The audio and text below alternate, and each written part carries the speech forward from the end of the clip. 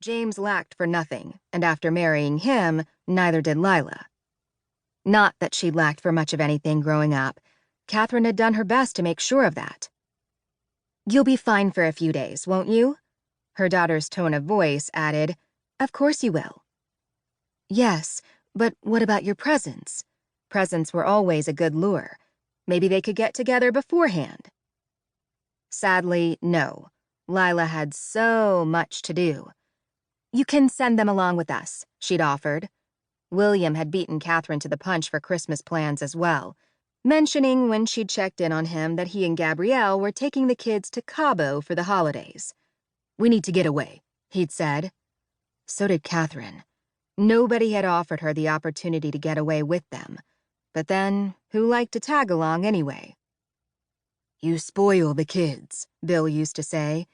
He'd especially said it whenever Catherine went over to their daughter's house to help with the babies or unpleasant cleaning chores. "Lila can clean her own house. Hell, she can afford to hire someone to clean her house. And she sure can afford to pay a babysitter. It doesn't always have to be you." Yes, but Catherine had wanted to help her daughter. Wasn't that what you were supposed to do when you got older? Help the younger generation? And besides, she liked spending time with the grandkids.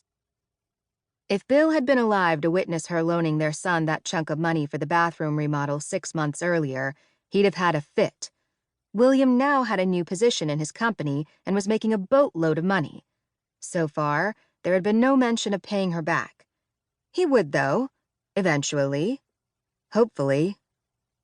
"Why don't you come with me on my cruise?" Denise suggested. "Oh, I don't know."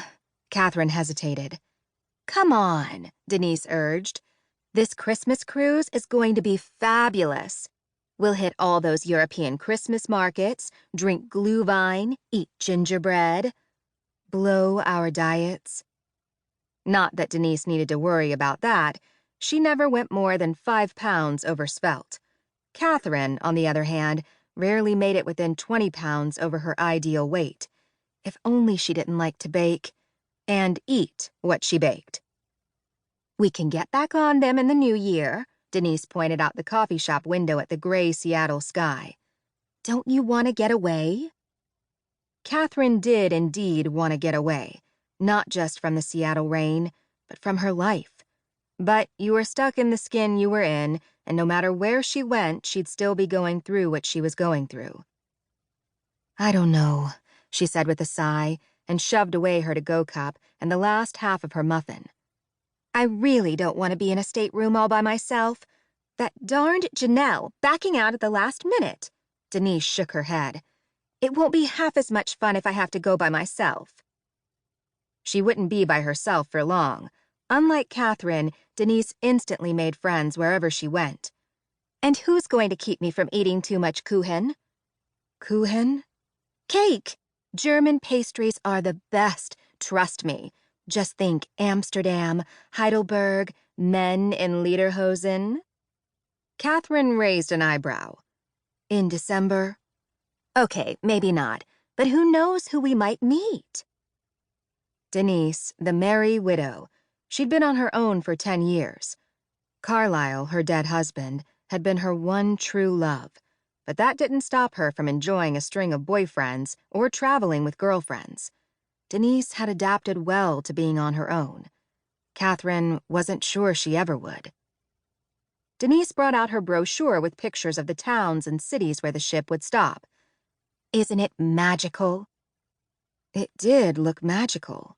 The brochure showed her town centers with fountains and cobbled streets, stately ancient churches with their spires piercing the sky, pictures of the Christmas markets all lit up and thronged with happy shoppers. And there was a picture of the boat, all decked out in lights. It was indeed, and tempting.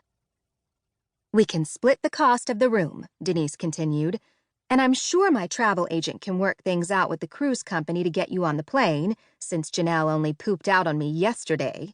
Your passport's up to date, right?" It is. Catherine had been looking forward to using it after Bill retired. She'd never gotten the chance. "Then dust it off and let's go. After we get back, you can have Christmas with me and Carrie and the girls."